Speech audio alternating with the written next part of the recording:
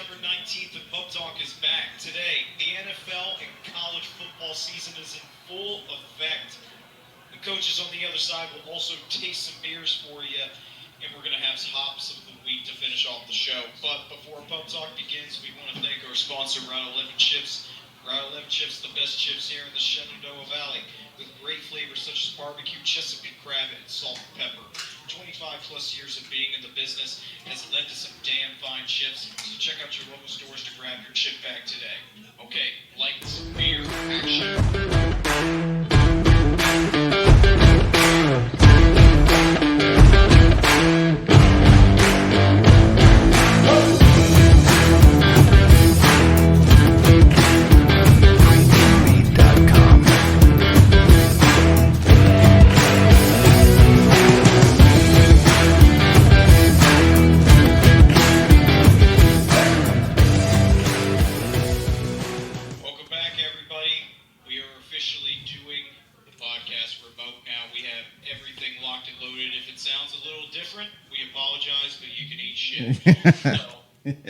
Yeah. Let's go ahead and let's get it started off because guess what? Football season is in full swing, baby. Full swing. We finally have every Saturday and Sunday here until February with football every single weekend. And I gotta tell you straight up that I'm actually enjoying college football once again. Yeah. I think the biggest thing about last year of why the show didn't talk about college football at all, I think college football thrives off of its environments. I think it thrives off of its fans more than anything. And, well, there were no fans. Last year sucked. Yeah. There was no... Empty no stadiums are not... Yeah, there's no fire. There's empty stadiums do not bring people... Exactly.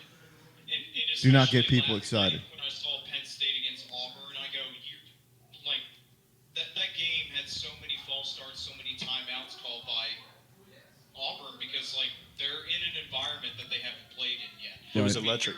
Electric. Oh, yeah. Also playing, in front of 109,000 people. Hey, before we get going too far, CJ, let's introduce our guest. Yeah, I'm sorry about that. We have another coach, go figure, on this show, right? That's all we get on this fucking show.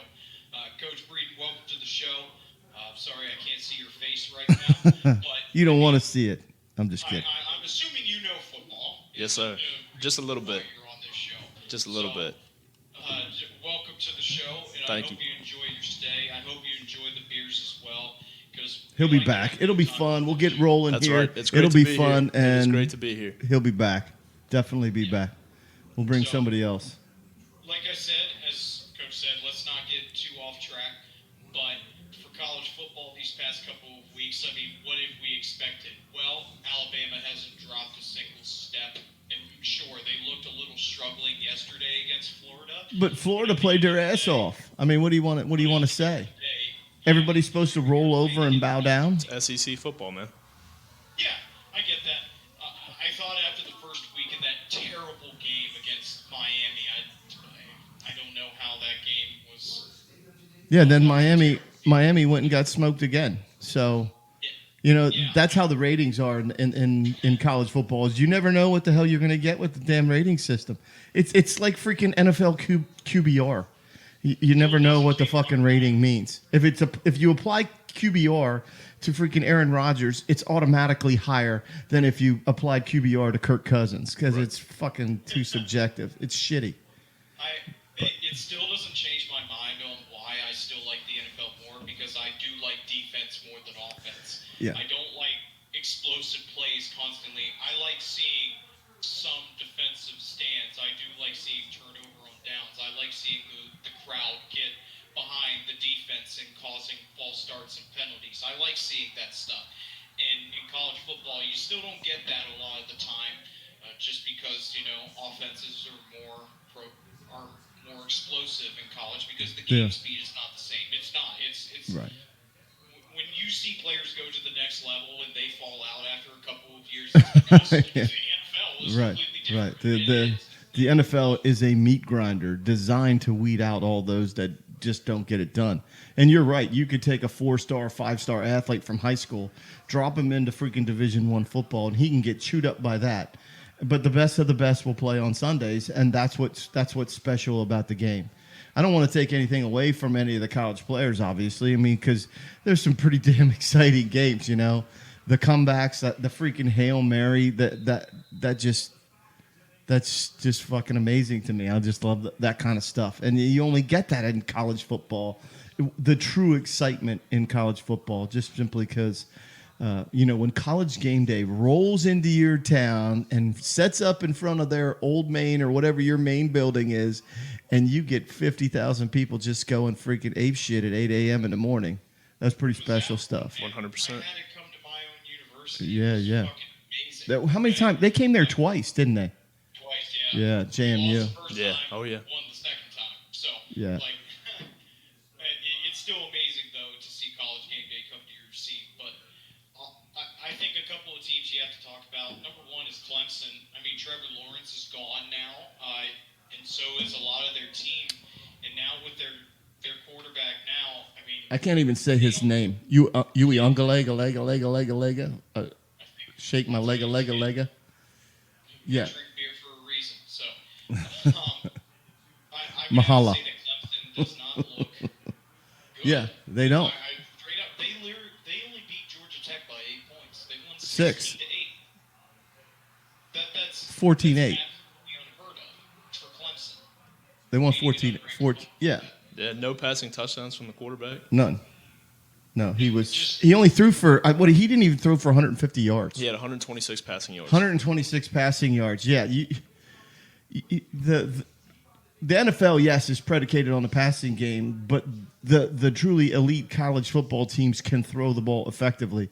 And when you're only throwing for 100, what'd you say, 126? 126. Yes, You're sir. throwing for 126. You're not an elite team. And to be as ranked as high as they are, they were ranked 6th in the nation. Right now, they're number 9. They dropped down even after that win yesterday. They dropped down 3 spots. Yeah, yeah. I don't get it. Clemson, they looked dead stale on their opening game against Georgia. Now that was also because Georgia, they got to his ass 7 times. Like they got him on the ground. I'm not taking anything away from Georgia because Georgia's number 2. They have looked. Georgia looks really good. They look really strong. I still don't think that they look as good as Alabama though. Yeah, and you look at the talent that Alabama freaking graduated to the NFL. Holy shit. And then to go out and play as well as they did. Well, the thing Atlanta just scored. Atlanta just scored a touchdown. Made it look So did easy. Minnesota. Yeah, They just Minnesota. scored as well. Yeah, Jefferson's on my fantasy team. Anyway, but yeah, Alabama, I have to say, when I looked at that Miami game right out the gate, it was a mismatch on every single level. And then whenever you put the quarterback in there, you go from a different style offense too. Like Mac Jones he's not a runner. Like he is not, Right. He's that prototypical pro style quarterback. You're back at that type of offense that you had with Tua. You're back to that type of offense now, and they just look just as good. The defense is still a little shaky sometimes, I'll say, but at the end of the day, it doesn't matter right now because they're undefeated. They're still number 1. They're the best Yeah. team in the country. But when you say that, and you're right, Mac Jones had a career year at Alabama. But, he played behind Jalen Hurts. He was there with Jalen Hurts and Tua. Tua. Yeah. And so he understands what it's like and stuff. But this young kid, Bryce Young, dude, he doesn't look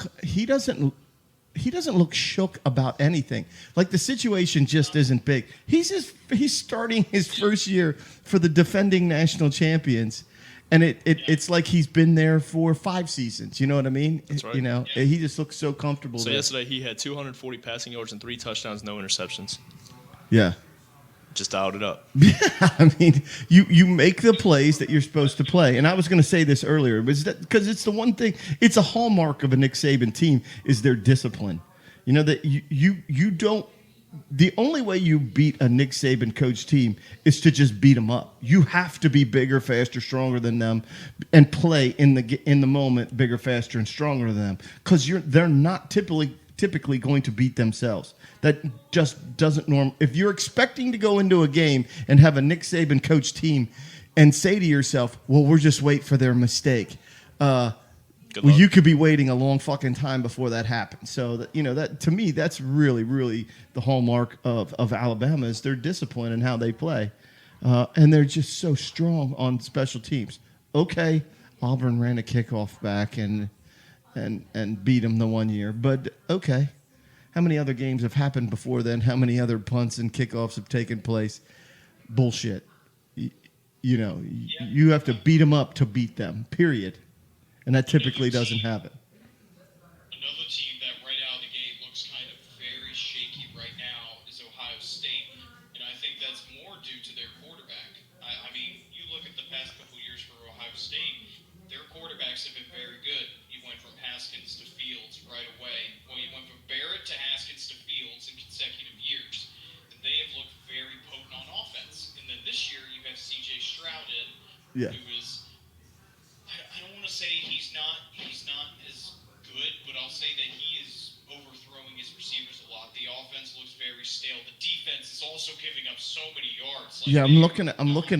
I'm pulled up his stat line, and that's not a typical Ohio State stat line.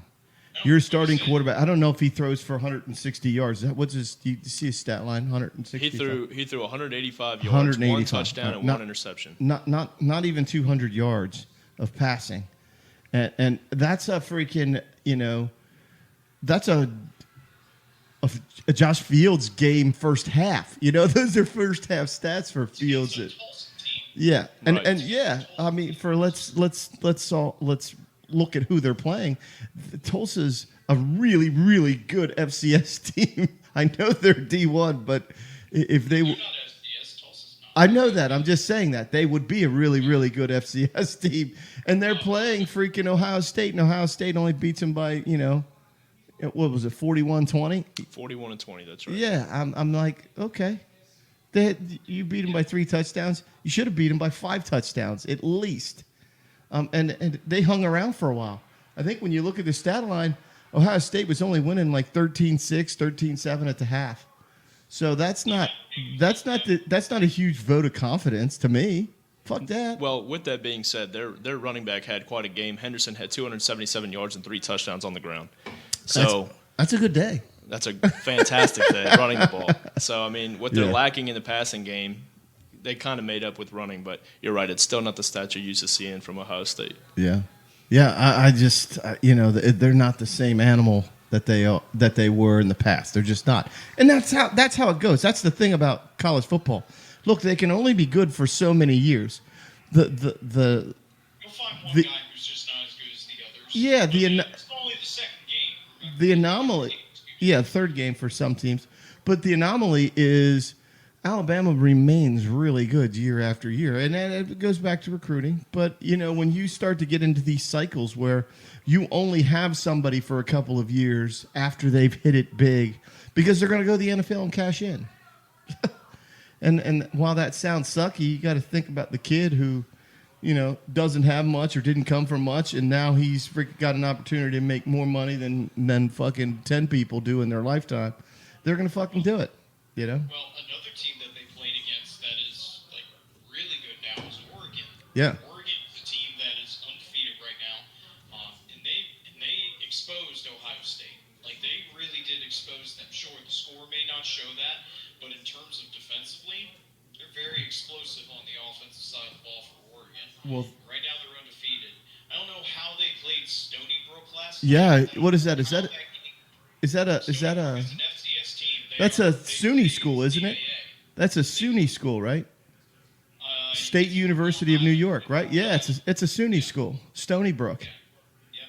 Yeah, that's an FCS school. And now, granted, they did what they were supposed to do against Stony Brook, but they probably played a lot of the younger guys in a game like that, and that's a moneymaker for Stony Brook. They probably got about $5 or $10 million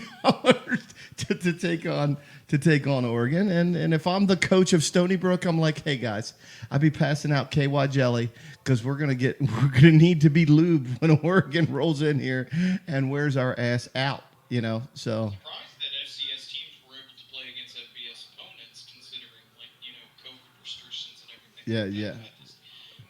Especially traveling to Oregon of all places as well. I'm surprised that was even allowed.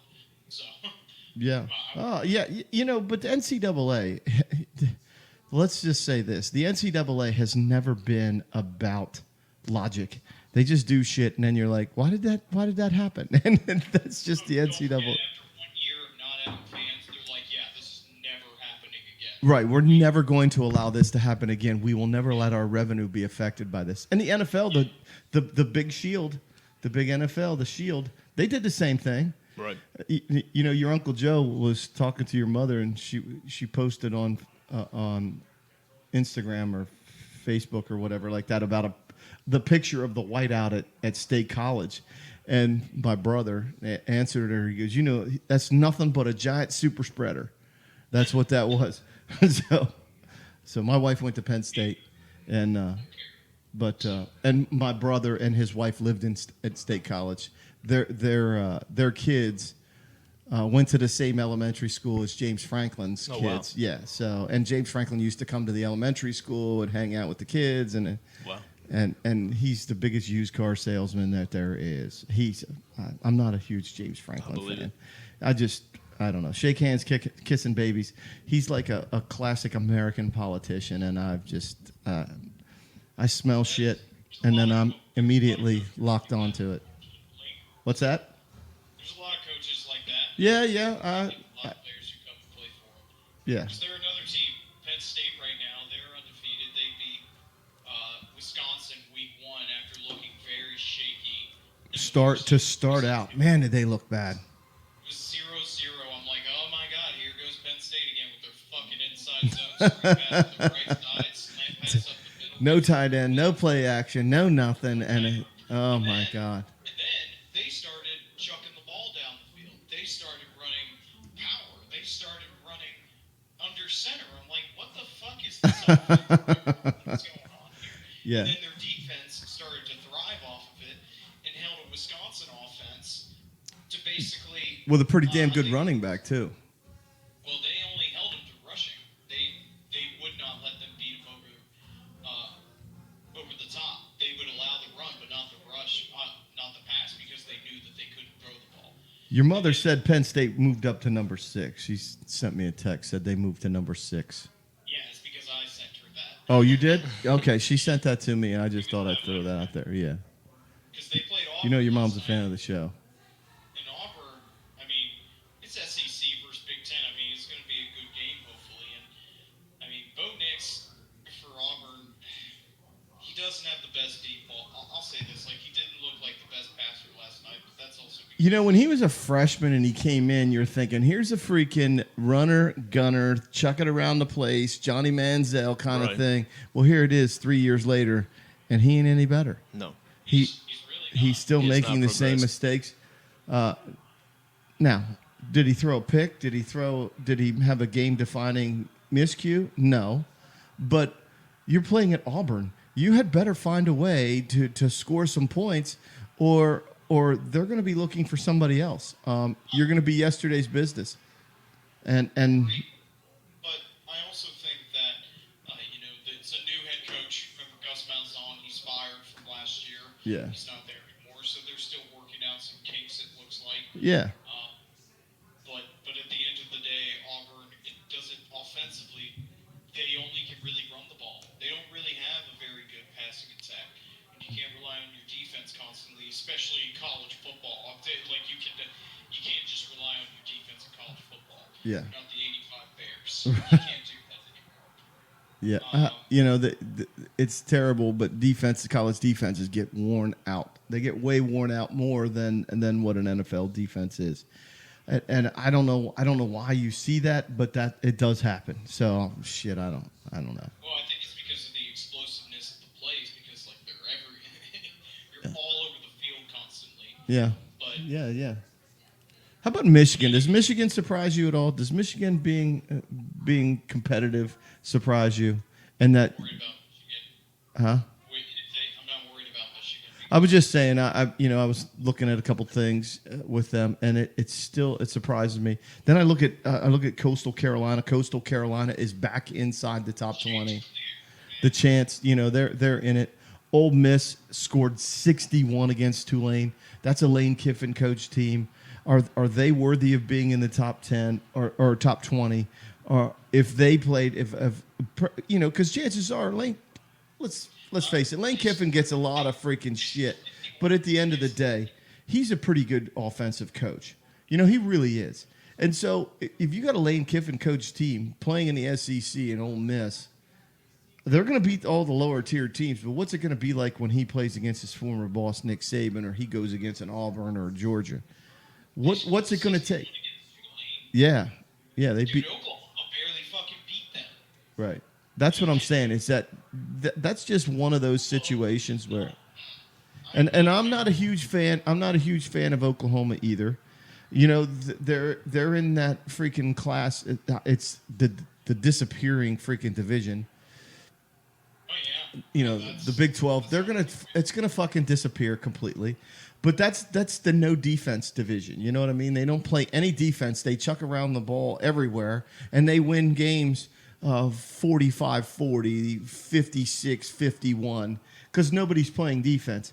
And if you've ever watched that show, you ever watch QB1, Josh? You ever watch QB1 with freaking Spencer Rattler? Right. I don't want him to succeed at all. I want him to fucking lick He's ass. with the Sooners, isn't he? Yeah. I want him to suck ass. I don't know. And then when I see him on a Lincoln Riley coach team whose entire playbook is on an index card, that to me says a lot. That says a lot about Oklahoma. But they're highly touted. They're highly ranked. I'm not a huge fan of that. I don't know why they get the clout when a guy like Lane Kiffin, who has been bashed for so many years, you didn't bash him when he was freaking dialing up plays against your ass when he coached for Alabama. Nobody talked shit about him when he was on Lane Kiffin's staff. Now he gets his job in the SEC, trying to resurrect his career, hangs 61 on a team, and they still rank him below a team like Oklahoma. I guarantee you, if Ole Miss plays Oklahoma, they fucking smoke them. They smoke them. If an SEC team plays against them, it's a done deal. I just said. Proven plenty of times before Yeah. that a Lincoln Riley team does not do well when it comes to playing against there's. another conference than the Big 12. Uh-oh. It's been proven time and time again. Wow, big ball from freaking Matt Ryan. All right, so let's move on to All right. I think a controversial topic with I think that over the past couple of weeks of college football, the Targeting call. We were talking about this. Josh and I were talking about this morning. has become a very important ruling in college football now because of how often it is used. I don't want to say every game, but I have seen in almost like every single game I've watched.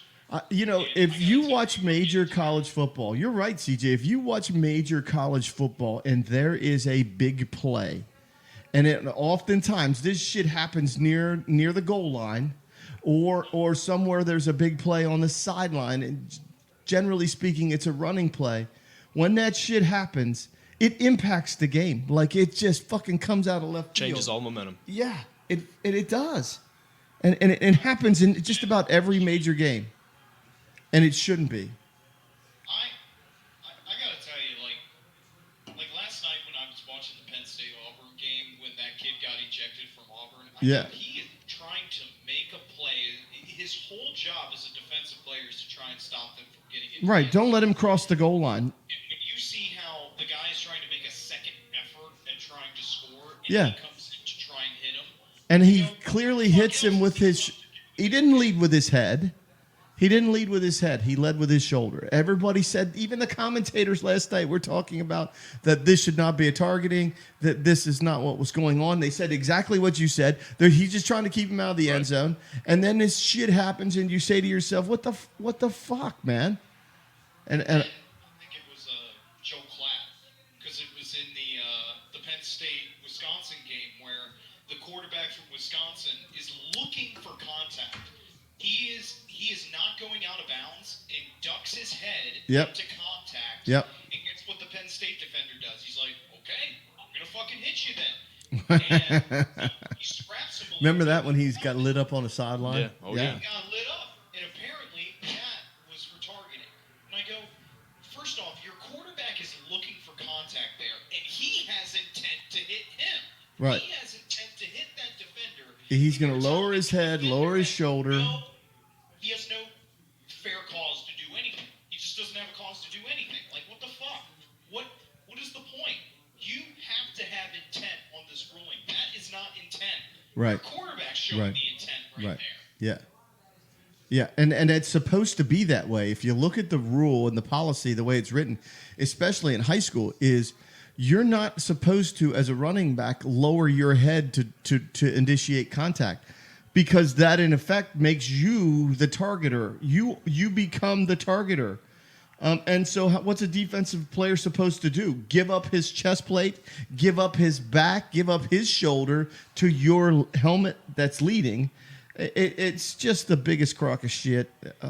We were in the coach's office this past weekend, and the freaking officials came in and it's just like, when will targeting come to high school? Because we have kids, because you know as well as I do, the crackback block has been outlawed for the last 3 years now, 4 years now. Yeah. It is completely outlawed, and yet it happens every week, and they just throw a flag.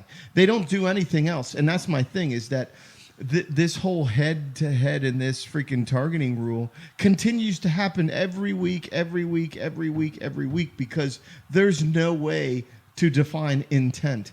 It's not like a court of law. It's not like he's fucking standing there in front of a judge, you know what I mean? And trying to determine whether he did that or not. And here we are. We have a kid who gets freaking laid out. Okay. Was his head in front? Yeah. But was it an illegal blindside block? Fuck yeah, it was. That's exactly what it was. Our kid never returns to the game. They get a 15-yard slap on the wrist, and their kid plays the rest of the game. And now they're playing offense against the defense that's missing one of their best players. Yeah, and then they jump over to offense, and then, they're playing on offense against a team that's missing the player that you knocked out. And the official looked at me, and he's like, well, that was a legal hit. And it was just like, no, it's not. That's why they call it the blindside block. Well, that's not targeting. Well, that's not this. Well, the fuck it's not, dude. That's exactly what it is. There's absolutely no doubt that when he does what he does, he was looking to do that. 100%. And I told the coaches, I was like, look, you as a coach are allowing that shit to happen. You are allowing that to happen, and it tells me one of two things. One, you have no control over your kids, and two, you encourage it. You are encouraging it because you don't have that control over your kids, and that to me is inexcusable. You cannot fucking do that. That's just the worst form of coaching. That your kid comes back and allows your teammates to freaking hoop and holler, and okay, you get slapped on the wrist for a 15-yard penalty. When kids start getting ejected, or coaches start getting ejected for kids freaking with these blindside blocks and these targeting hits, when coaches start getting affected by this, then the shit will change. Until then, coaches are not going to say a word about an illegal blindside block. They're not going to talk about targeting. They're going to freaking argue for their player until the coach is eliminated from the game. Right. And then you'll see some changes. And that's, to me, is fucking... I just think that, especially when it has to come to ejecting a player for the rest of the game, when it's something as simple as trying to make a play like that. Especially at the end zone. You saw that, just like at the end zone. Once again, that guy was just trying to do his job. Do his job. Yeah, Yep. you're gone, fuck yourself. Right. Go fuck yourself. Targeting is confirmed, and this player is eliminated from the game. And it's just like, are you... He's like, what the fuck am I playing football for? Right. Right. Right. We're not playing flag football and touch. We're playing fucking man shit here. And it's played really, really fast. Unfortunately, and this is just me, and you've probably seen this. I don't know if you looked at this before, Josh, but unfortunately for me is when I watch it, I want to see it at full speed. To see what the officials saw at full speed, right. They don't ever replay it, and they slow it down. Is his head perfect? Is his head, shoulder? Just to line it up. Yeah, that's intent right there. Bullshit, you're fucking high. You're already jumping to conclusions. Yeah. You're already there. Well, so that's like when the coach and I were talking this morning, we were talking about this penalty, and college has targeting. One other? Yes, sir. College has targeting, and the NFL has freaking roughing the passer. And as a quarterback coach, I cannot stand these calls on roughing the passer. A couple years ago, Clay Matthews got 2 sacks. Well, should have been sacks against the Washington football team, and they were both called roughing the passer. And then just Thursday night, Chase Young hit Daniel Jones, and it wasn't a late hit. They called it because he landed on top of Daniel Jones, and they said that was roughing the passer. They landed on top of him. That, to me, is ridiculous. He's trying to make a play. He's trying to put pressure on the quarterback. There's literally nothing he can do in that short amount of time. It's a split second. He cannot pull his body weight off in time to not land on top of the quarterback, and the fact that they called that is ridiculous. I think like that ruling was made because of quarterbacks land on the ball, and so they don't want them to get hurt. I'm like, tough fucking shit. Right. Yeah. Like, you're in the NFL. I don't care. They're big ass dudes coming at your head. They do not care about your life. Their whole job is to collect a paycheck, and how do they collect that paycheck? They come get your ass. That's their whole job. And you're telling me that you're supposed to put your arms in the air and just wave them around like you just don't care. That's right. I'm not doing it. I'm not touching him. Yeah, I mean, it's like you can run by and touch his butt, and they'd throw a flag. And that to me is astounding. Well, that's we had the other coach bring up the point that the quarterback was, I don't remember what game it was, but quarterback was throwing the ball, and the defender brought his hand down over top to try to knock the ball out of his hand as he was throwing it, and just got a piece of the quarterback's helmet. His forearm just barely touched quarterback's helmet. They threw the flag, roughing the passer. Yep. If you make contact. And you know how much, and CJ knows how much I talk about Tom Brady. Tom Brady's one of the most vocal guys when it comes to that kind of thing. Right. You can't touch him in any way because he knows the fucking rule. I mean, when you think about why the tuck rule has become so famous and why, it's because of him. Right. And so when you see Tom Brady, and I love Tom Brady, but he knows exactly how to lobby an official to get the call that he wants. Right. You can't tell me that Matt Ryan isn't getting that. You know who's not getting it? Fucking Ben Roethlisberger's not getting that call. He's been beat up for years. He's not getting that call. Carson Wentz isn't getting that call. Cam Newton was one of the biggest ones. Yeah, oh my God, you might as well freaking. I can't believe they didn't have weapons on the field. They could have shanked fucking Cam Newton, and the penalty would not have been called. Those are the guys that I think about the most. Aaron Rodgers, you can't even freaking comment on his mustache before they throw a fucking flag on you, going, "Hey, don't talk about the porn stash like that." For a fucking guy who hasn't done shit except destroy his freaking franchise. And he's another one who knows the rule and wishes his fucking junk was bigger than Brady's, and it's not. And Brady's just dialing these fucking tools up. Since we're talking about OJ Howard just caught the ball in the middle of the field. let's go ahead and move into Yeah. Let's get into the NFL. Let's talk about this week's games, brother. Well, not just this week's games, because I would have to say that since we're on week 2 of the NFL and we didn't talk last week, I think it's crazy how on opening night when we saw Tampa versus Dallas, we were all expecting one thing. We thought that Tampa Bay was going to mop the floor. Well, I think that it's clear as day is that Dallas is a pretty fucking good team. I think so too. Well, the injury to what's his name was Gregory. The Dallas getting their freaking defensive end who broke his foot this week in practice. Oh, DeMarcus Lawrence. DeMarcus Lawrence. I was thinking freaking Gregory. Now, yeah, so a lot of that's going to rest on him now because I think you just took a big bite out of their ass with his practice injury. And then that sucks because I think, and CJ will tell you, last year we talked about the teams that we thought were going to be really good last year, and Dallas was not that team, especially right? after Dak got hurt. But Right. you could go back and listen to the other episodes, and I said, based on who they had in a receiving corner, running back, and quarterback, they probably had one of, if not the most explosive, potentially offenses. And then after Dak got hurt, it just fucking shit the bed. Right. It just did. Defense was terrible last year Yeah. as well. It just cascaded. And Yeah. then on Monday night, I'm like, holy shit, Dak looks like there was no injury. Like he's perfectly fine. Yeah. The offense is on He cue there. made great reads. And you could tell though that they didn't freaking have to rely on Zeke. He looks so much Zeke, and I've never been a huge Ezekiel Elliott fan, Right. but you could tell in that game against Tampa that he didn't have a whole lot of stress. He wasn't trying to win games for Dallas. He just do your job. Right. You know what I mean? Well, Zeke only had 33 rushing yards against Tampa Bay. Yeah, and Dak had 400 passing yards with 3 touchdowns. But that's what I'm saying is you don't when you're playing without any stress. Right. you Well, I mean, tend- you look at the weapons they picked up over the past couple of years. Though they have CeeDee Lamb now and Yeah. Amari Cooper. Yeah. I mean, before Yep, that yep. he had who? Cole Beasley. You know what I mean? So, who's still catching balls in Buffalo? I that's think. right. Yeah, he had Lucky Whitehead. I coached Lucky Oh, in is high that right? school. Yeah. Remember the Lucky Whitehead scandal with his fucking dog getting stolen, Oh, and yeah. then they said he freaking stole something from a 7-Eleven or some wacky shit like that. I don't remember. Off the Cowboys Yeah, remember that?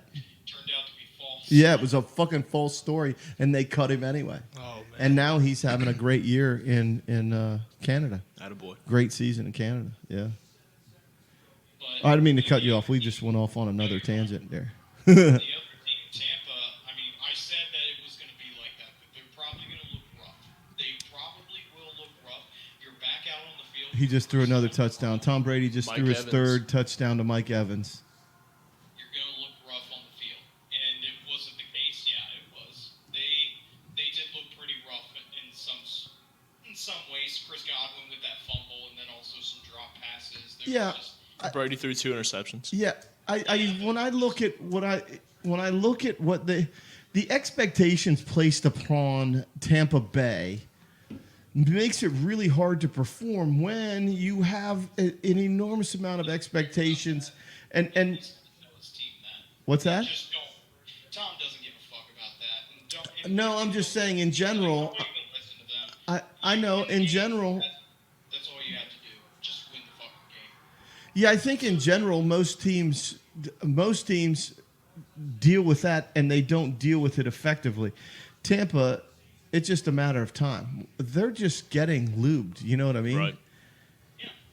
Eventually, if you can keep Tom upright and keep him healthy, and it's been proven that you can knock him down and rattle him, and he'll throw the ball to the other team. But by and large, he throws a shit ton of touchdowns. That's his. What did he throw against Dallas? He had 3 touchdowns against Dallas. He 4. Let's He see. hit Gronk twice. He hit Brown twice. Yeah. I think, yeah.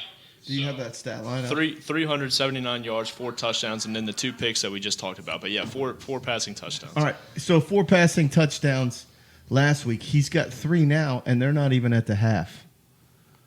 So he Once again, that's against Atlanta. okay. But the fact remains, he did it again. He threw 4 against Dallas, a much improved Dallas team. So if you keep him upright and you protect him, you're going to have a hard time beating their ass. I don't know. They're freaking Tampa's good. I'm still right about Atlanta. I'm still right. Yeah. That no matter what tight end you get, your defense is still garbage. Defense is still fucking garbage. Yeah. And Yeah. They showed the stat of what last year's defense was. Last in passing defense. Whew. Yeah. Don't want to bolster Did- that at there was all. something- Let's get a tight end. Well, hey, Tight end. Kyle Pitts is leading their receiving stat line right now. Yeah, he just caught a ball Three today. receptions for 52 yards. I think Kyle Pitts had a touchdown today, I think. Did he? I think so. So this might not be updated. Yeah, I think he just did today. I'm Oh, well, he's on my fantasy team too, so that's good. Anyway, but I look at what Tampa did and I go, okay, they're going to look rough. They did, but at the end of the day, they still won.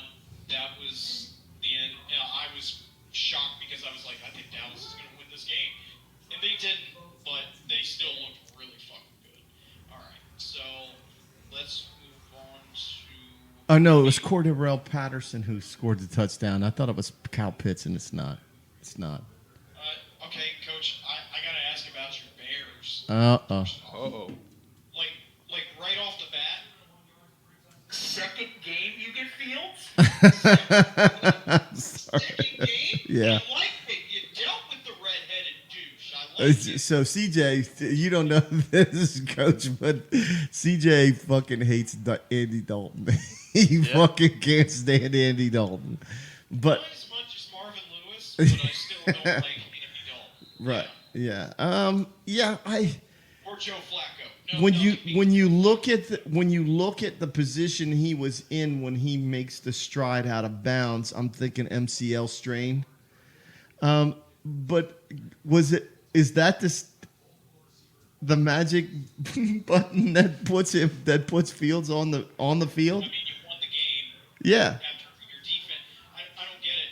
After the first week, I'm like, wow, the Bears' offense looks good, but their defense looks like shit. They Yeah. can't have both, I guess. They Yeah. literally can't have Yeah, both. at the same you know how the Bears are. That one minute they look like world beaters, and the next minute they couldn't beat the Sisters of the fucking Poor. They just couldn't. It looks right here. You made my my boy from LSU, Mr. Joe Burrow. He threw 3 picks. Yeah, 3 picks in 3 throws. Oh my. He had I saw the stat during the game. He had 200 passing attempts. Oh, they just picked him. Oh, and there's a flag down. That's another one of my boys from LSU, Mr. Devin White. Devin White, baby, he's a fucking machine. Look at Shaq Barrett right there. I'm a huge fan of Devin White. Yeah, huge. What a fucking animal that guy is. I love Bobby Wagner. Yeah. I think he's great, but I still think that like Devin White, pound for pound, is the best. Yeah, I think youth wise and speed wise, I think Devin White. But It's all the Bayou I think Bengals, baby. But okay, so the stat line was this: up until today, Joe Burrow had thrown 200 pass attempts without an interception, and then he threw an interception. He threw a second one and a third one, all in consecutive throws. Wow. He had 3 throws, and all 3 throws were intercepted. Roquan Smith got one. The corner, Johnson, the corner Jalen picked. Johnson, Yeah, and, the your D lineman. Yeah, the D lineman caught the pop up from what the hell's his name? I got was it Pinkerton or I can't think. Anyway, it was a rush, and he got up, he got elevated, knocked the ball up, and the defensive lineman's like standing right there, going, "Holy shit! I just got a pick, right? I better run," you know. You But think it's a little hesitancy on him though for Burrow to get rid of why the not? ball so We fast? talked about this, dude. We talked about this. It's like, you're picking Jamar Chase when you need a fucking lineman. Yeah. You don't need another receiver right now. You can get one in the second or the third or the fourth round. You can get them later. Right now, you need to keep your franchise quarterback who has a surgically repaired leg. You need to keep him upright. I mean, You need- Jamar Chase had a pretty good game, but Tyler Boyd was his go-to. He's been the go-to Yeah. guy. Ty Boyd Yeah. has been. Ty Boyd's a Pitt guy. He came from. He's a Pennsylvania boy.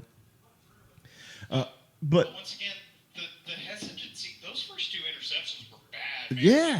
Roquan was literally right he in front of him. freaking. It's like he baited him. Oh, look at that! Look at that throw. And then the Jalen Johnson one, I'm like, he just wanted to get rid of that. I don't know, man. That's not good. That's not. I feel like that's some hesitancy. Watch this hit. Watch this hit right there. Oh, see, he lowers his helmet. That's helmet to And they helmet. called the personal foul on him. Yeah. He lowered his head, crown of his helmet leading. Do you think that's a good call? In that situation, I'd say no. No. I'd say no. He led with the crown of his head. Right, but I mean, Hit helmet to helmet, leading with the crown of his helmet. I get that.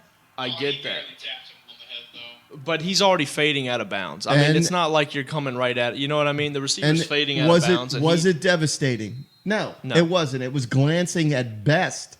But what did you see it as?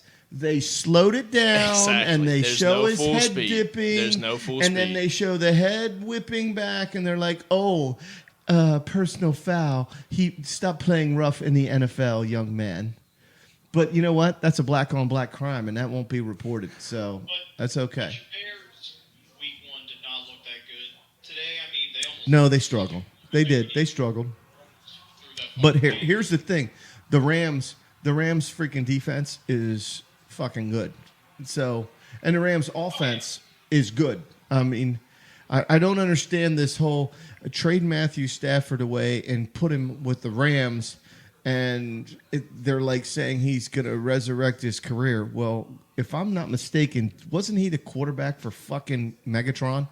Yes. And they still never fucking made the playoffs. They still never did it. He never amounted to But shit. Megatron's still a Hall of Famer now. I know that. Yeah. And Matt Stafford's never going to be in the Hall of Fame. I don't give a shit.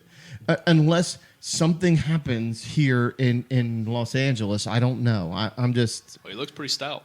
Yeah, okay. Well, I think Matt Stafford's always been good, in my opinion. But you're right. They didn't do anything when you had Megatron, and so it's hard to argue with And that. now you put him with the Rams, and all of a sudden his career's being resurrected? Give me a fucking break. Okay, well, they beat your Bears. So Yeah, they did. I'm saying their freaking defense, Jalen Ramsey, fucking Aaron Donald, they got some stout fucking dudes that can get it done. I'm not a Ramsey fan. I'm not a freaking huge Jalen Ramsey fan, but that fucking dude can lock you down. Oh, yeah. I just don't like his trash talking shit. It's just like if you just played the game, all that would come. You know, all the accolades would come. Look at that. There's my TV up converts 8K. So when you see the sideline things, it's fucking the picture's picture's perfect. stunning. It's stunning picture. Now when you'll see him on the sidelines, they'll come over. This is all 8K, and there. Look at that picture. Wow. That's fucking crazy, isn't it? You can see every detail. It's like, yeah, but it like- blurs the background. But Yeah. right there, it's like video It's game like the, shit. There it like is. Look the- at O.J. Howard. He doesn't have any dirt on his uniform in the back. It's like the like portrait mode on an iPhone. Yeah. Where that blurs the background. Yeah. And you have crystal clear picture on what's in the forefront. Yeah, yeah. I don't have an iPhone, but I get what you're saying. Yeah. All right, CJ, hammer away. You're a Washington fan, right? I am. Yeah, Yes. he is. Okay. So I actually am like a big fan of Heineke. Oh, yeah. Like I truly liked what he did against Tampa last year. I'm Right. like, dude, what this guy Has potential, the right? best showing of all the quarterbacks in the playoffs against Brady Right. in the Bucs defense. And I'm like, so you're not going to start him. You're going to put in Fitzmagic, and then Fitzmagic gets hurt, of course. Right. And then now you put him in, and I go, dude, he threw for over 400 yards. Like, please keep him the fuck in. Please just keep this guy in. Because it's only going to, I think it's going to get better for your team because your defense, once again, is just, your T-line is insane. You Well- have probably the best front four. Oh my God, they're the best front seven in football. Period. Well, and so you watch week one. And week one, when they played against the Chargers, Montez Sweat and Chase Young were working some kind of rotation where they weren't really on the field at the same time. So you got pressure from one side, whatever side they were on, and then they were alternating Jonathan Allen and Matt Ioannidis, and they just had a weird mix up front. But this past week, or Thursday night against the Giants, Montez and Chase Young were on the field at the same time. They had a good mix of Jonathan Allen, Deron Payne, and Matt Ioannidis in the middle, and you see the difference. You know, you have both of them on the field at the same time, and you can't double team both of them. No, you can't. But when because- one's on the field, they would double team them, and you don't really have anyone else to worry about. Now, Taylor Heineke, I mean, you just said it. You know, he had 330 passing yards, 2 touchdowns. Now, he had the interception late that I thought would cost the game, but he bounced back from it and came out, got him in field goal range, and they won the game because the dude can't stay on sides for New York. But, you know, Taylor Heineke, Over the long snapper. yeah, That dude fucking needs to get fired. 100%. 100%. You know how important a long snapper is, though? Done that. Right, the ball's right in front of you. I But, can't wait till we get to this game. I can't wait till we get to this game. What game? Of fucking Carolina and New Orleans. I can't wait, CJ. Come on, finish your Washington football team. Because I'm a huge Washington football fan because of the front step. I coached against Jonathan Allen when he played for Stonebridge in high school. And he Yeah. was a fucking man then. And when we heard he was going to Alabama, and it was just like, hey, okay, it Right. makes a lot of sense. And I just love him from an athlete's perspective, how he carries himself, how he presents himself as a professional athlete. Right. A lot of people in the NFL should take notice of the way Right. he manages himself. Same thing with what is it? It's Deron Payne, Matt Deron Payne, Ioannidis, and Matt- Jonathan Allen. and no, who's the fourth? Is- Tim Settle, No, the edge rusher. Montez Sweat. Montez Sweat. Those guys, I tell you what, as young, dynamic players, are what the NFL should be celebrating Right. in terms of class and athleticism. Right. Because there's some bad motherfuckers out there, man. Right. I really like that. And Chase Young, that's what you want out of the NFL. The NFL should market Washington's freaking front seven guys. They should just. This is the picture of Right. the Shield. This is what we want represented. So real quick about Taylor Heineke before we move on. So Taylor Heineke to me just brings something that Washington hasn't had in a long time, because we had the RG3 couple years where RG3, he's a scrambling quarterback. And then you move on to, you have Kirk Cousins and then Alex Smith, and then Kyle Allen was in there. And these are guys that really, they're pocket passers first, right? They're not really going to, they have the ability, some of them had the ability to do stuff with their legs, but they're always trying to throw the ball first. Taylor Heineke's a true improviser quarterback. Who did? Matt Prater, 62. Wow. That's a leg on him. The record for 64. Right. So, Well, I just saw the update for Dallas and the Chargers. Dallas is 14-11, and it's right before the half. But 25 seconds in the half. Yeah, the Chargers are driving though. And look at this. Look at fucking Herbert's freaking amazing. He's a good young. But yeah, quarterback. so Heineke, he just brings something else. They talk about how he can make the plays with his legs, but then Thursday night, really, he didn't run a whole lot. He did when he had to. FedEx Field is the field is absolutely horrible. If you go back and watch the highlights, freaking J.D. McKissick is slipping and falling on the damn turf. Taylor Heineke has a couple plays where he has a lane and he slips and falls. Everybody's always getting lower body injuries on that field. I don't know what the heck the problem is. We all owe us money, can't get a good field. But Taylor Heineke, I think, is finally in a good position with the receivers and the tight ends that Washington has right now. I think he's in the best position to succeed compared to where he's been in the past, his past teams. Okay. Real quick before I go to Carolina, we'll talk Well, about let me have one thing. Do you think, and this is just me, because I was thinking about it while he was talking, then I got distracted. Just real quick, has Taylor Heineke done enough for you to invest time for him to be the starting quarterback there? Fitzmagic he's injured. Do you think he's invested enough time and has proven to you that he's capable of running it, that you should just fucking take the training wheels off and fucking start coaching this dude up and make him your guy? I would say yes, because they had Kyle Allen, who they were going to make the starter, and Kyle Allen did not do as much in 3 games as Taylor Heineke has done in 2.5. Right. I'm just saying. You know what I mean? I think that's important to say, is because if I'm Taylor Heineke, I'm telling fucking Coach Rivera, look, what else do you want me to fucking do? Right. Just take the training wheels off and give me the offense, coach me up, put me in the best possible position to be successful. Right. And I'll fucking play ball for you.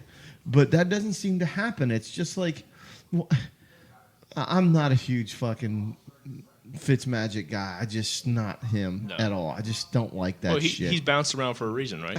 Yeah, he does fine for a couple of games, and then he sucks for a whole lot of them. Right. So I don't know. I'm just not a Fitzpatrick guy. Just not. Their opponent, who Coach, I know you like Joe Judge, but the thing is, it's like I think Washington and New York, the Giants are a terrible football team. I think that they have a stale ass offense. Yeah. Daniel Jones, stop. I'm going to say it right now. If you ever draft a quarterback from the state of North Carolina in the first round, you will fucking have a terrible team. Trubisky? Say that right off the bat. Trubisky? He was terrible? Oh, God. If you ever draft a quarterback from the state of North Carolina in the first round, I will not support your team. I just will not. Because Yeah. Daniel Jones is not a good quarterback. I don't care what you say, because if you look at where they're supposed to be now that Barkley is back, they are still terrible. They are still having issues. And where does it start? With their quarterback. Yeah, it all starts with that freaking signal caller. It just does. But yeah, I love Saquon Barkley, and I like Joe Judge just because of his mentality to coaching. I like that. You can't even get through to them because they're fighting each other in practice. They're literally just doing their own fucking thing because they don't even know what they're doing out there. Well, a lot of those guys are not Joe Judge's guys. Oh my God. They're not his guys. He came there 2 years ago, Right. And contractually, you got shitbirds because that's who you had before. Right. Not to mention the stale ass offense is because fucking Jason Garrett is a hunk of shit freaking offensive. I still don't understand why he's still around. Yeah. I will never understand why he's still around. I Yeah. mean, Daniel He Jones should be had a more quality rushing yards than control guy Saquon somewhere. did. He should be a quality control guy. Well, you have a guy like Saquon, and CJ just mentioned it, that Saquon's supposedly back, right? But Daniel Jones had more rushing yards than Saquon did. Yeah. So I don't know. And maybe that's play design, or maybe it's just Saquon isn't what people thought Saquon would be. But Yeah, he's your franchise guy. And to freaking throw him to the Wolves, Jason Garrett should be fucking strung up in New York from the Empire State Building or fucking the Liberty Tower or Freedom Tower. Should be just fucking strung up. If you hurt Saquon Barkley because you push him, you rush him back, and then gonna screw the whole team. Jason Garrett will never coach at the NFL again because you're a fucking idiot. You're just an idiot. All right, But- so we'll talk about the Carolina game then. What you want to fucking talk about this game? Jameis Winston and his 25 fucking QBR, the fucking shitbird. You beat Aaron Rodgers, so you can suck a dick. Okay, but Aaron Rodgers licks ass. Aaron Rodgers fucking blows too, and I can't believe anybody thinks he's the MVP, and they consistently, those fucking talking heads, consistently rank him in front of guys like fucking Tom Brady. You're definitely a Bears fan. Last year was the MVP. I just can't fucking stand that. I can't stand that. Don't tell me what has he done for the franchise in Green Bay lately? What has he done? Really, what has he done? Off more than anything and have it in his. Yeah, exactly. He's grabbed Green Bay by the nuts and said, "I'm Aaron Rodgers. You can't do that to me." Well, you know what? Fuck you, Aaron Rodgers. Fuck you and your stupid freaking haircut, greasy fucking stupid.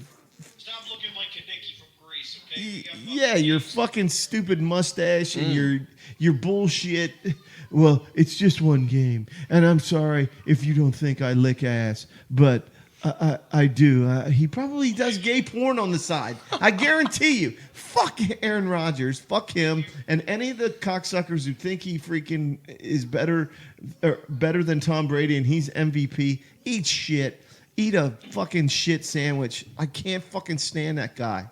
It's just fucking Jameis.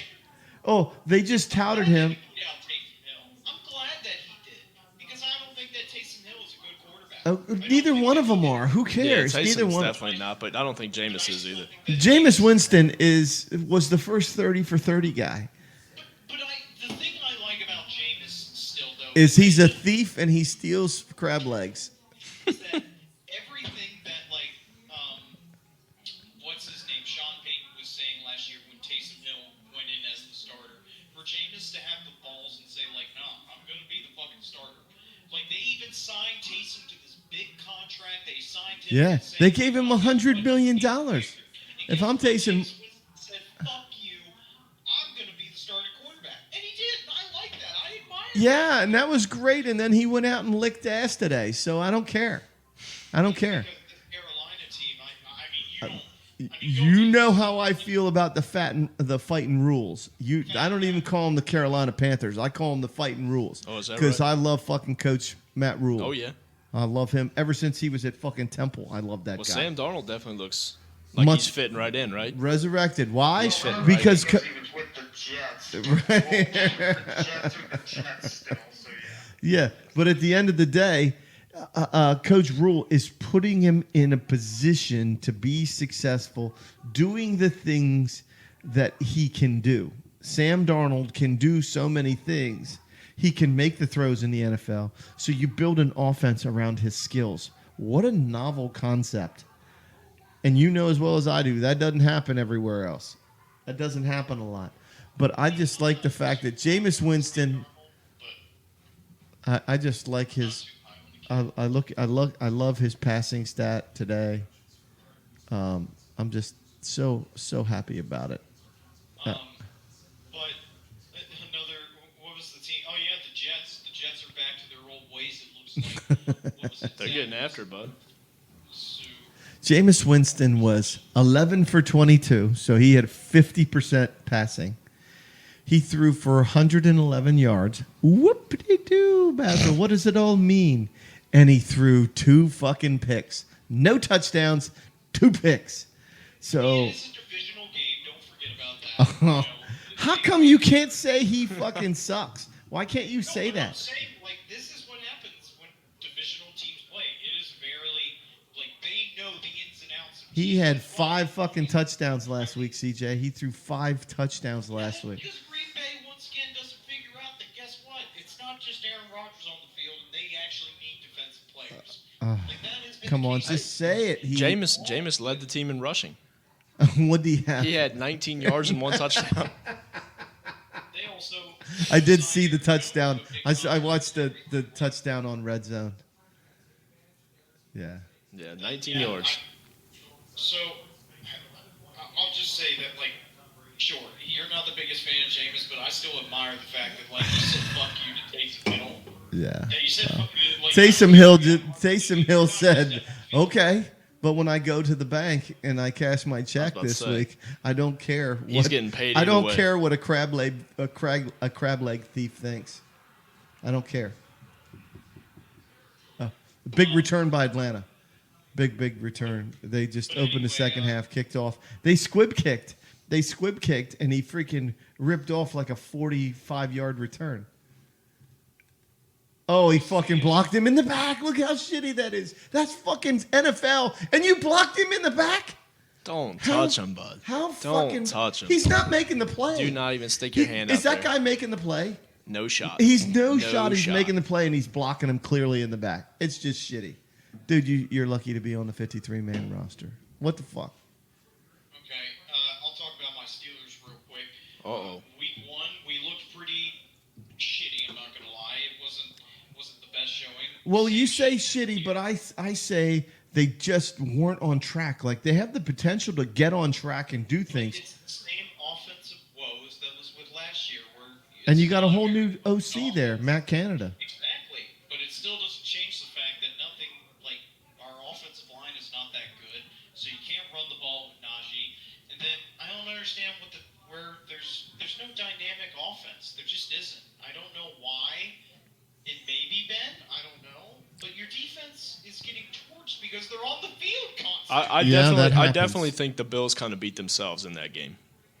Yeah. I mean, the Steelers played well. I'm not, compared to the Bills, But I think the Bills had some woes that really set them back. And yeah, I also think that a blocked punt also helps in that game as well. Yeah, hell yeah. 100%. It changes statistically. Getting a punt block will cost you a game about 60% of the time, 60+ percentage points. And it happened today. The other team that I'll talk about after the Steelers, like Derek Carr and the Raiders look fucking great. They look really good. do look really good. Their defense is they get after the quarterback, and then also Derek Carr has over 800 yards passing in 2 games. Like, he just looks fantastic right now. Uh-oh. Now, that may be because teams Uh-oh, are still turnover. trying to get back to Buccaneers just got a turnover. Right now, Derek Carr is without a doubt like the best quarterback right now. Shaq- That Monday night Shaq game Barrett. was fantastic. Yeah. Against Baltimore. Yeah, and he got dinged today, and I thought he was going to be down for the count. I thought he maybe broke his foot again. Oh, tipped by, look at his hand get up there. Big Vita Vea. Vita Vea, and then Shaq Barrett. Shaq Barrett made the interception. Great. Huh? But the Raiders, man, guess who they have to play twice a year is the Chiefs. We'll see Yeah. how long that Yeah. is. But, historically, though, the Raiders and the Chiefs have played evenly. Historically, that's been a really, really great rivalry between them. And last year they split, I think it was. Yeah, they did. And then, Raiders were one of the teams that actually- Oakland won the first meeting convincingly. Kansas City just looked completely out of sorts, and then later on in the season they played their second game, and Kansas City was just like, dude. They almost lost. Like, Oakland, Las Vegas played them really hard, but they just drove away in the end. But Yeah. I think that Las Vegas right Big team's surprising, actually really surprising team. Yeah, and But I'm also like, hey, that's John Gruden. I think John Gruden is one of the best coaches. Like, I do Yeah. think that you just got to give him time. He'll teach his team, look, you just got to be fucking tough, man. We'll get after them at some point. Yeah. And he's had, 4 years now? And they're looking great. They really are. Oh, Brady, I guess your TV is ahead of mine because, like, I'm like a don't sleep on him. Don't sleep on him. Um, Scotty Miller. Don't sleep on Scotty Miller. do not sleep on Scotty Miller. So, like Holy I said, shit, Las Vegas, I Gronkowski's think, jersey's is a dirty. complete team right now. Because also they have one of the best receivers, in Darren Waller. Yeah. It's just a mismatch. Yeah, he's a mismatch. If you're trying to cover him with a linebacker, that's really, really. Oh shit! Tom Brady, he gained 3 yards rushing, 1,000-yard rusher, What 1,000-yard do you think rusher, What's going on Yeah. with Jacksonville, though? right there. I mean, Trevor Lawrence, your number one overall pick. Yeah, What do you, I mean, they just Trevor Lawrence. He doesn't look good. but Second he one. doesn't- I mean, he doesn't Yeah, look good, and- but he's and- not terrible. yeah, but they are not good, and that's been my thing is that Jacksonville has not been good, and when you've not been good, it's really tough to take this special talent because he is a special talent and try to make him better. Now today, you relied on him for 51 throws, 50 throws. Robinson. What happened to the James Robinson kid? Uh, Oh my God, Tom's gonna run. Okay. yeah. He skids down after about 3 yards. What's gonna happen? What happened to him? He had the most scrimmage yards last year. I don't know. I just What the fuck? Travis Etienne's hurt, so you have the Robinson kids. they got Carlos Hyde too, Yeah, why is and where's the and rookie? between the two of them, they only had I don't even know if they had 15 rushes. Let me look it up here. Let me check it out. 14 rushes between the two of them for 69 yards, 76 yards complete rushing today. And so, fucking Mike Evans just got another touchdown from freaking Brady. You mean against an Atlanta defense? Yeah, I'm just saying, Tom Brady just threw his 4th touchdown of the day. Because Atlanta's defense is terrible. He's thrown 8 touchdowns in 2 games, CJ. That's fucking crazy. Who? Brady. Tom Brady? Yeah. Yeah, he's. Like I said, just give him some time still. Look at that ball. Jesus. There's no defending that. Wait a minute. It's going to be coming up for you in about 10 seconds. But watch this ball. You can't put that ball anywhere better. Look at the defender has no chance. Okay, coach. Let's stop talking about. I'm just watching the game. I'm waiting for it to show up on your screen because you can't see that. But Also, they that they played. yeah. Go ahead. Go ahead. No, Houston. What? Talking about Jacksonville. Yeah, I know that they played the Texans though. Yeah, and then they played Denver today. Yeah, I know. I'm going back to who they played last week, and they gave up 37 points to a team that's been fractured because of a quarterback situation that they haven't been able to sort out. And then when you look at what Trevor Lawrence was able to do in his first outing, to come out this week and be able to at least perform reasonably well. My whole thing is, if you can't play defense for this kid and keep your defense off the field, he's going to be no better than the way Matt Barkley was before, the same way as Zach Wilson is now. He's just going to get chewed up by the league. It's just going to happen. Wilson also threw 4 interceptions. Yeah, today. yeah. He did not play well at all, but that's also because the Jets are the Jets. So it's like the Lions being the Lions. It seems like a franchise that just does not have success at all. The team they played, though, Denver, man, I fully support Teddy Bridgewater. Wow. That he got the start. You know what? He look so I guess refreshing is the word.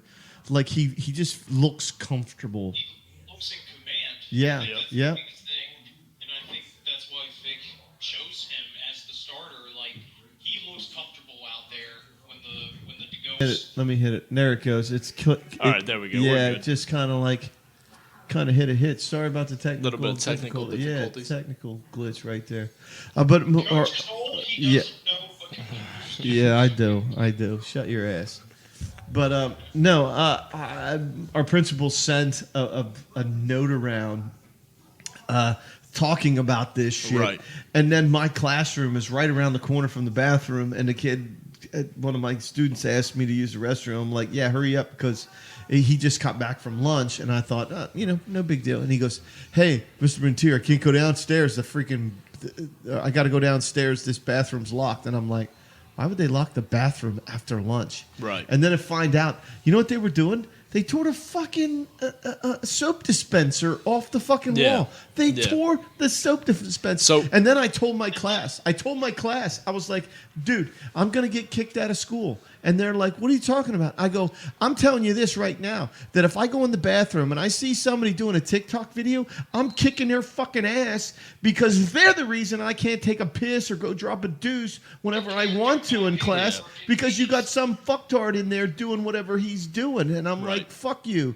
I'll get suspended for 3 days after I kick his ass.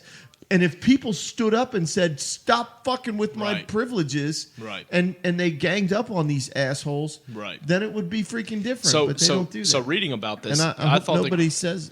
I thought the craziest thing was, you see people stealing projectors from smart boards and stuff like that, but then you get into the more extreme where people are they're taking whole damn toilets, urinals. I mean, they're taking these big, pieces of equipment or whatever, and just the planning that has to go into something like this, and then how they're doing it in the middle of the school day without someone hearing all that noise or whatever is beyond me. But this new trend is just taking the country by storm, and schools are being affected by it all over the place. Yeah. I don't know. I can't. I don't know. That stuff. I'm a big believer in warfare from the group, and if you ever go into these situations, you know how it was in school. CJ, I remember when he was a little kid, right? And they had these little freaking, what were they called? The bathroom cards or whatever like that. And once you, bathroom passes. Once you use so many bathroom passes, you weren't allowed to go. Right, that's it. And my whole thing. I had to do it in high school. Right, and my whole thing was this. Look, fucking admin, you know who is going into the bathroom and fucking it up. You know who the minority are. Right. But you're punishing the majority of kids for what a handful of kids are fucking doing. Right. So you should just smash the shit out of those little kids, or get out of the way when the group gets pissed off and beats the fuck out of that kid. 100%. Then, and I was just like... I pissed myself one day at school. Yeah. Because the teacher just wouldn't let him go to the restroom. And so here's a kid who's going to go to the restroom. He's going to use it the right way. Do what you're supposed to do. Right. And then go back to class. And that's just the way it is. But you know that there's a small minority of people, and now, granted, you can't have a fucking camera in a bathroom, but at the same time, when there is a kid who stands up for himself and for his classmates, how does the school fucking punish him worse than the kids who were the perpetrators in the first place? Right. That to me is astounding, and I've never understood that, but that's just me. And I told the kids in class, I'm like, look, I'm telling you what, the first time I go in there and I find somebody who's violating my rights because they're doing something stupid, okay, I'll get suspended for 3 days. And I'm like, you got to crack a few eggs to make an omelet. That's right. So, okay.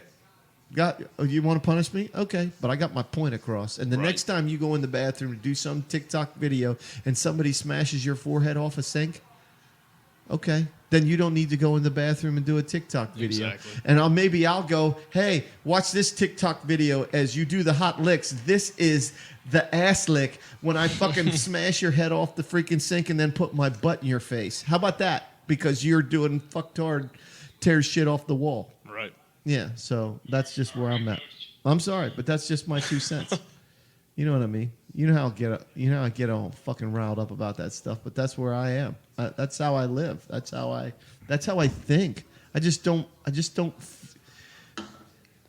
Kids struggle to express themselves and have the rights that they deserve, especially as young adults.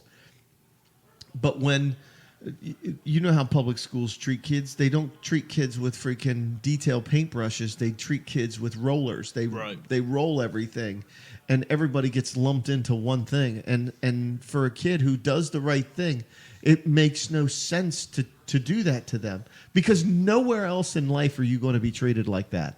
Nowhere else in life is that going to happen. Right. So, it's the same thing. We have speed limits because we have asshole speeders. But that's where I'm at with that. That's my 2 cents. But all right, so go ahead, CJ. I'll just do mine. Because my whole thing is I live on the world of audiobooks, and CJ and I have talked about my audiobooks, and I'm doing this one right now where I'm doing a top. Carterell Patterson just scored. It's 28. It's set to be 28-24. Carterell Patterson just scored. Just dumped it off, and freaking Atlanta's making a comeback. But so I'm in the middle of a Tom Clancy book that is I just shake my head. Tom Clancy, rest his soul, was a fucking pure genius. Now, he's not giving away American secrets, but if you're not trying to read his books and understand what he's talking about, there is a lot of cool shit in there.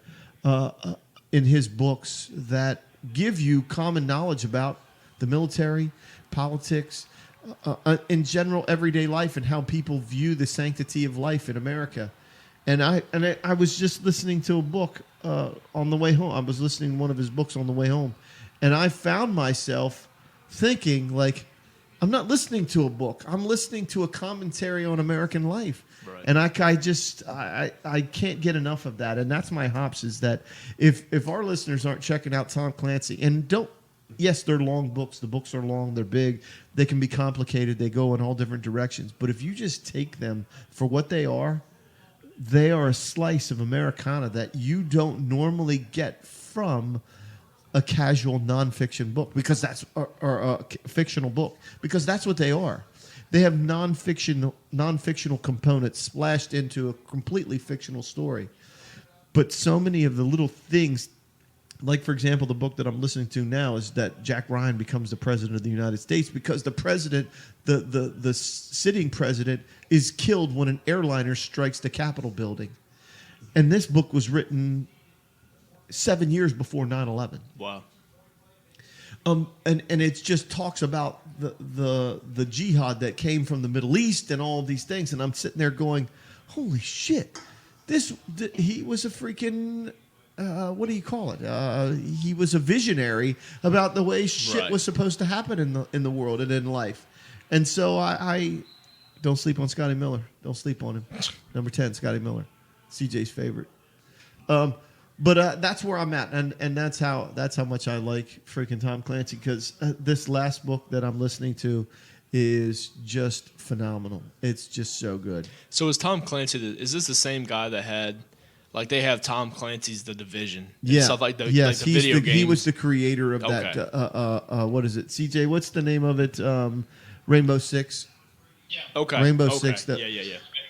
So there were several movies made for the Hunt for Red October. Right. All of the movies that were made based on his novels that were, I guess they go back to the late 1980s and early 1990s. Right. And they're just marvelous. The one I'm listening to is one of his most complete, one of his largest novels. It's 51 hours long. Wow. So I can't stop listening to it. I find myself trying to listen too much, but it's just so good. So, but that's my 2 cents, and that's my hops of the week. Yeah, well, mine, I want to say it happened about almost a week ago, but there are comedians that I'll always miss whenever they go. Oh yeah, I know where you're going at. One that passed away is Norm Macdonald. I think that Norm Macdonald is up there with one of the guys that could just give me a great belly laugh. I was going to say his take on Bill Clinton and his relationship with Hillary Clinton was probably one of the best. It's just fucking that good. And then his time on SNL. There it goes again. sleeping. skit I think he ever did was That's what it was. when he did Celebrity Jeopardy with Will Ferrell. And he played it, so like they put him as celebrity, and he played as Burt Reynolds. Yeah. And he put his name as Turd Ferguson on the teleprompter. And when Will Ferrell said, like, Burt Reynolds, you buzzed in, he goes, that's not my name. He forces him to say Turd Ferguson, and he goes, yeah, what do you want? It's just like he didn't know what's going on. Fucking great comedian, and another one gone to cancer, and Yeah, just seems yeah. like And the thing is, he hit it from everybody. like the years. Like even his family. Yeah. Like he battled this freaking monster in the big casino. But I saw this montage of shit from him, and his viewpoints on freaking the OJ trial and murder, and Bill Clinton and his philandering, womanizing stuff. It's just fucking hilarious. It is just so good. It's pure comedy. It literally is pure comedy. I watch it and I just chuckle every time Right. I see it. One of these days we should watch it as a homage to him because it's really good. And because it goes back a while. And, you know, he was on Saturday Night Live many years ago. Right. But there were several components where you could tell he just didn't look the same. Like his face and his facial features, he was very puffy, swollen almost, you know, and you could tell that maybe he was going through some issues and shit Right. like that. But yeah, but I think you're right, CJ. We lost another good one, a pure comic too. But There's a couple of, like, comedians that I still miss. Like, I still hate that, like, I was born the year that Chris Farley died. yeah, I'm still pissed that, like, I never got to see him past, like, when I was born, because Tommy Boy is my favorite.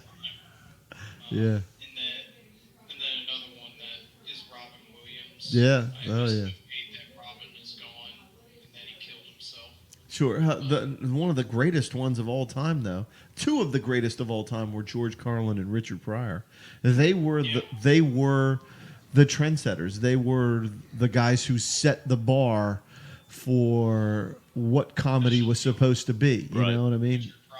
One of my favorites was, and I really learned about him late because by the time I was old enough to really watch comedy and everything, he was already way older and passed away, unfortunately. But Don Rickles. Yeah.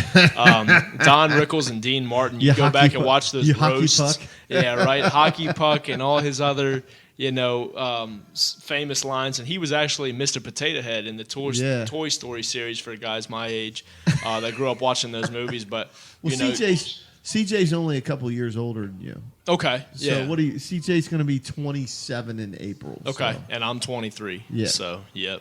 Yeah. But yeah, Don Rickles, man, him and Dean Martin on those roasts, they would let people have it, and it Yeah. was hilarious every time. Yeah, that's a good one, CJ. I think that's very appropriate. Holy fuck, this dude, oh my god, this dude just bent a dude's face mask with the shoulder. I can't believe that. This guy just hit a guy with his shoulder and bent the dude's face mask. Wow. Can I see this in slow motion real quick? Yeah. It's in the Chargers-Cowboys game. Yeah, we're watching this. We got the Yeah, Chargers it's- Cowboys. That's probably what they're about to show right That's now. what they're doing right now, and it's 14-14. Yeah, he just bent his face mask here. So I'm in a pool. Right there. I'm in a pool at school called 22, where if you score 22 points, you get $5 from every person who bet on every single team. So in 1 week, 32 teams at $5 per team is $160. Right. Well, this week it's 320 because there was no winner last week. So it's Uh-oh. 320 So the this pot week. just carries over. Yeah, it just carries over until the end. But here's the thing: is the Patriots up until like 3 minutes left in the game were sitting at 22, and then they kicked a field goal to go to Right. 25, and it's a push. The Right. money gets carried over. So Right. if I don't have the Patriots. I have the my team, and you pick them at random, and you just pick them out of a hat. And so my team is the Titans, and I probably won't win because the Titans don't seem to be able to score 22 points. They can't score 3 Right. touchdowns in a game. So I'm going to be lucky if they Oh, jeez. if they get a safety. Okay. Let's get out of here. All right, yeah, man. All right, well, so we proved it's a little longer. We had a longer show, but at least we proved we could pull it off from remote. Hell Yeah, Don't have to deal with fucking Carl. So yeah, that's that's really good. The only downside is we can only have a maximum of 3 guests in the studio. The fourth one we can only have 3 here at the house if you're online, because we have to use the microphone to carry your speaker. Oh, really? Okay. Yeah. So your voice is being carried through the fourth mic, if that makes sense. Okay. Gotcha. So. Yeah, that's fine. But so I was telling Coach Breeden that we occasionally do live shows, and all of our live shows are caller open, so callers can Right. call in and be Right. a part of our show and do all that shit, because it's just one of those cool things. Brady just got sacked.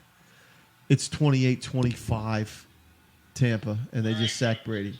I'm just telling you, lead in on what's going on. But so we are going to do live show, and when we do, we'll have 4 people in the studio, and we'll definitely do, probably as we get do the NFL, we'll probably bump up to 2 or 3 beers per per episode. Right. And so that's where we're at. Well, I had a great time, and I mean, thank you guys for having me. I'll 100%. definitely be back, and I had a blast. And CJ, You- like I said, you said that we didn't get to meet each other in person, but it's been a privilege to talk to you. So, Yeah. Thanks, Coach. Yeah, man. Yeah, it's been good. So come home, son, and we can do the live show so we can come home. All right, to our fans out there, until next time, peace out. All right. See you guys. See ya.